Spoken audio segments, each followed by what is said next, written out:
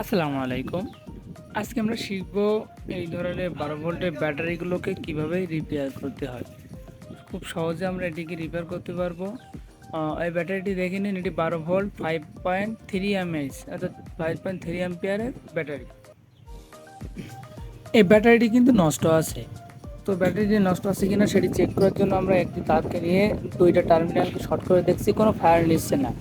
এসে বোঝা যায় যে আমাদের ব্যাটারিটি পুরোপুরি ড্যামেজ হয়ে গেছে। মাল্টিমিটার দিয়ে চেক করলে আমরা বুঝতে পারবো যে আমাদের ব্যাটারিটি কোন অবস্থায় আছে। এরপরে আমরা ডিসি 20 ভোল্টে আমরা সিলেক্ট করব। তারপরে আমাদের মাল্টিমিটারের যে নবটি এইটি দিয়ে আমরা ব্যাটারি টার্মিনালকে চেক করে দেখছি যে আমরা কিন্তু ভালো ব্যাটারির গুণাগুণ এতে পাচ্ছি না। এটি দেখেন যখন পরিমাপ করছি তখন দেখছি 6.16 ভোল্ট, অর্থাৎ এটি কিন্তু একদম পুরোপুরি ড্যামেজ, কারণ এটি ছিল 12 ভোল্ট। সেখানে যদি 8 ভোল্ট মিনিমাম পেয়ে যেতাম তাহলে বুঝতাম যে ব্যাটারিটি কোনো রকম চালানো যাবে। এটি কিন্তু ড্যামেজ হয়ে গেছে। এটিকে আগের অবস্থায় আনার জন্য প্রথমে আমরা এর উপরে যে অংশটি আছে এটিকে খুলে ফেলবো। পাতলা কোনো ধাতব অংশ বা কোনো টেস্টার জাতীয় জিনিস দিয়ে এটিকে আমরা চার দেব। চারদিক দিয়ে হালকা করে যদি আমরা চার দিই তাহলে এটা উঠে আসবে। ভিডিওটি বেশি বড় যাতে না হয় সেই কারণে আমি আগে থেকে এটি খুলে নিয়েছিলাম যাতে আপনাদেরকে দেখাতে পারি। এরপরে ব্যাটারির উপরে যে রাবার মতো থাকে, যেগুলো ব্যাটারি অ্যাসিডের মুখকে আটকানো থাকে, ওটিকে আমরা সবগুলো উঠিয়ে খুলে ফেলবো। এরপরে এটিকে আমরা উল্টিয়ে দেখবো বা ঝাঁকিয়ে দেখবো এর ভিতরে কোনো পানি আছে কিনা। যদি পানি থাকে সেগুলোকে আমরা বাইর করে ফেলে দেবো, যেহেতু এগুলো অনেক দিন ধরে ওখানে পড়েছিল যার কারণে পানিগুলো নষ্ট হয়ে গেছে। এভাবে ঝাঁকালে নষ্ট অ্যাসিডগুলো পড়ে যাবে সম্পূর্ণ। এরপরে আমরা নিয়ে নেব একটি লেবু, যেটি আমাদের বাড়ির আঙ্গিনায় পাওয়া যায়, এবং এই লেবুর পানি রাখার জন্য একটি পাত্র আমরা নিয়ে নিছি। লেবুটিকে আমরা দ্বিখণ্ড করে নেব।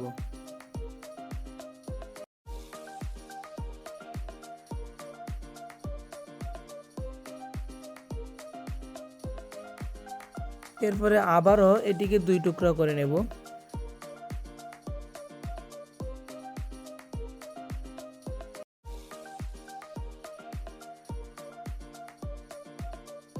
লেবুর যে পানি আছে এই পানিগুলো আমরা একটি পাত্রের ভিতরে জমা করে ফেলবো।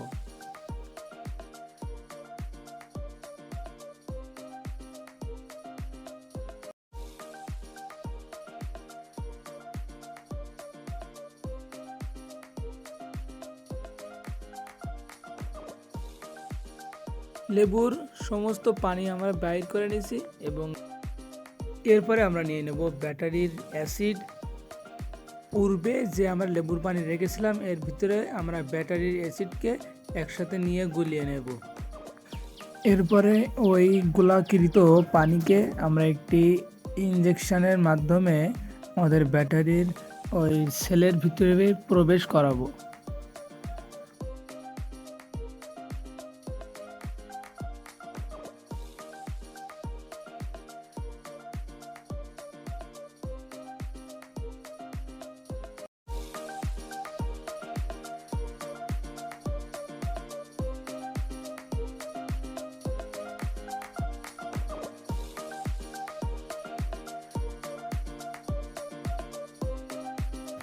এবার আমরা ব্যাটারিটিকে ভালোভাবে ঝাঁকিয়ে নেব।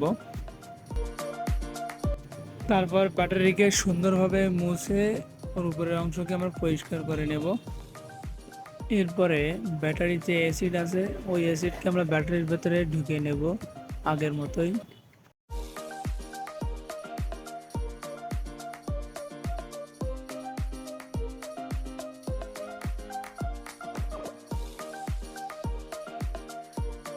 ব্যাটারিটি তৈরি হয়ে গেছে। এরপরে আমরা এটিকে চার্জ করে দেখব যে কেমন চার্জ হয় বা ব্যাটারিটি ভালো হয়েছে কিনা। মাল্টিমিটার দিয়ে আমরা চেক করে দেখছি যে দেখেন আমাদের ভোল্টেজ কিন্তু এখন প্রায় 7 ভোল্ট 8 ভোল্টের কাছাকাছি। আমরা 1 মিনিটের মতো চার্জ দিয়েছিলাম যার কারণে সামান্য ভোল্টেজ দেখাচ্ছে। তো আমাদের ব্যাটারিটি কিন্তু ওকে লাইন হয়ে গেছে। এরপর আমরা যদি আরও একটু বেশি চার্জ দিই তাহলে আরও ভালোভাবে কাজ করবে। এই যে দেখেন 8.36 34 এরকম একটা চার্জ উঠছে। তার মানে আমাদের ব্যাটারিটি যদি আমরা অল্প কিছুক্ষণ চার্জ দেই আমাদের এটি কিন্তু আগের মতোই কাজ করা শুরু করবে।